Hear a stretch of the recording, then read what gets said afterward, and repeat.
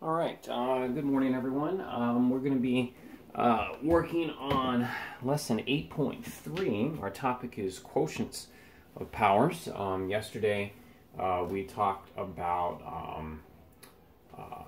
products of powers, multiplying with exponents. Today, we're going to talk about dividing with exponents, and I think it's pretty straightforward what we're going to be looking at today. But our title of today's lesson for your notes is Quotients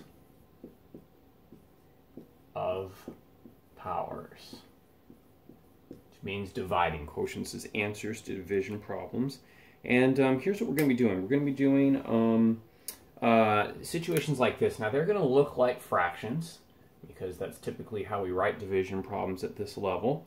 This is 4 to the 5th power over 4 to the 2nd power, divided by 4 to the 2nd power.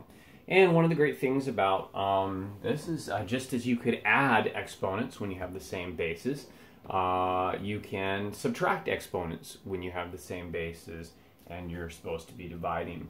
So our answer for this one right here, 4 to the 5th power divided by 4 to the 2nd power, is going to be 4 to the 3rd power. And that's basically it. It really is that simple. That's all you're going to be doing. Okay? The important thing to remember, of course, is the bases need to be the same, and they will be in most cases. The cases you're going to be dealing with here. Okay. Again, let's look at why this is true.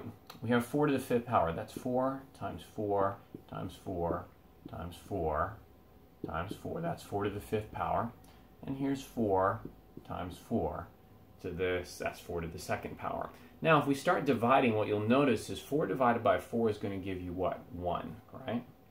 And 4 divided by 4 is going to give you 1 again. So now you have 1 times 1 times 4 times 4 times 4. So 1 times 1 is going to be 1. 1 times 4 is going to be 4. 4 times 4 times 4 times 4.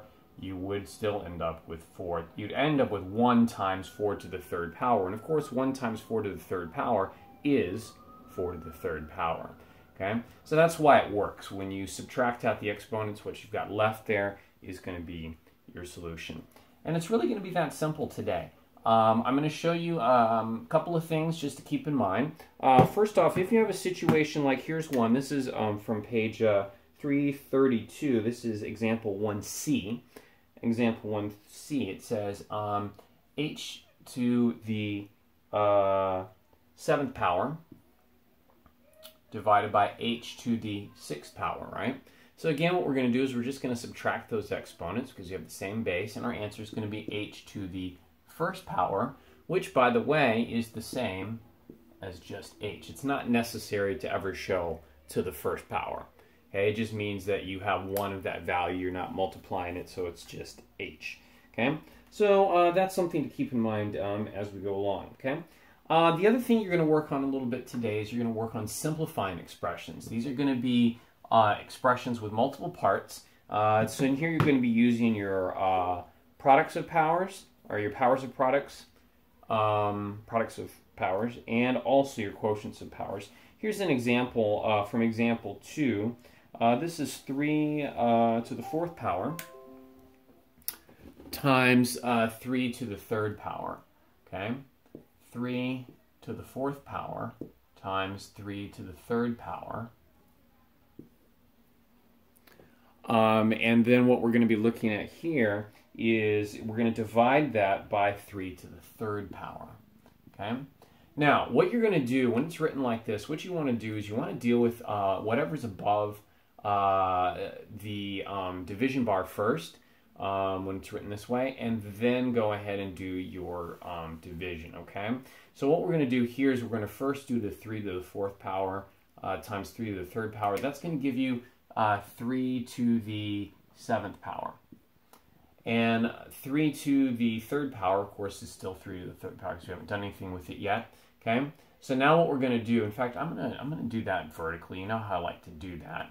So I'm going to do it just below. So now we have 3 to the 7th power over 3 to the 3rd power, right?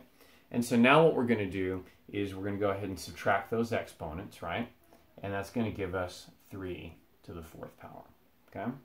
So that's what you're looking at. That would be the solution. Did I do that right?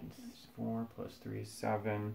Oh yeah, it is correct. Other than that, my problem's different than example 2. Example 2 has 3 to the 4th power times 3 to the 2nd power.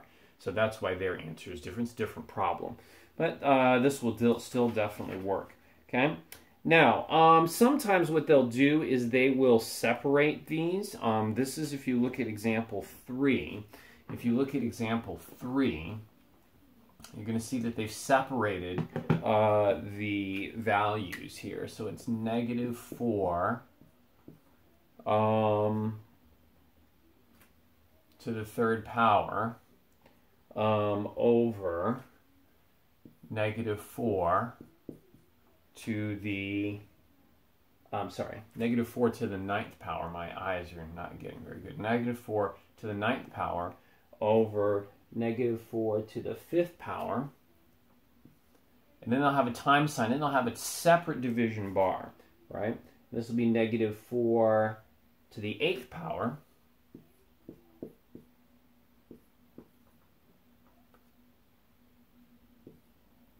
And you'll have negative 4 to the 2nd power. Now, in this case, because the division bars are separate, you actually have 2 ways you can do this. One would be to go ahead and add the 9 and the 8, get 17. Add the 5 and the 2, and you get 7, and then subtract at that point. Or you could do each one separately and then multiply. In this case, remember, order of operations, it doesn't matter which you do, division or multiplication. Because these are separate division bars like this, it doesn't imply that you got to do what's on top first before you can do what's on the bottom. So you can either work across this way or across this way. It's not going to matter, okay? So let's take a look at it. What we're going to do, we'll do it the way it is in the book on page 333 first. You're going to do 9 minus 5. That's going to give you negative 4 to the 4th power. And you're going to do 8 minus 2, which is going to give you negative 4 to the 6th power. And then you're going to add those up. 6 plus 4 is going to give you 10. So you'd have as your answer negative 4 to the 10th power. Okay? So that's what you'd be looking at for that assignment. Okay? All right. So basically, that's what you're going to be dealing with today. You're going to work a little bit on dividing powers with the same base. You're going to do some simplifying of expressions, and we'll have at least one word problem for you to work with as well on that. So, hope that made sense to you, and we'll talk to you later.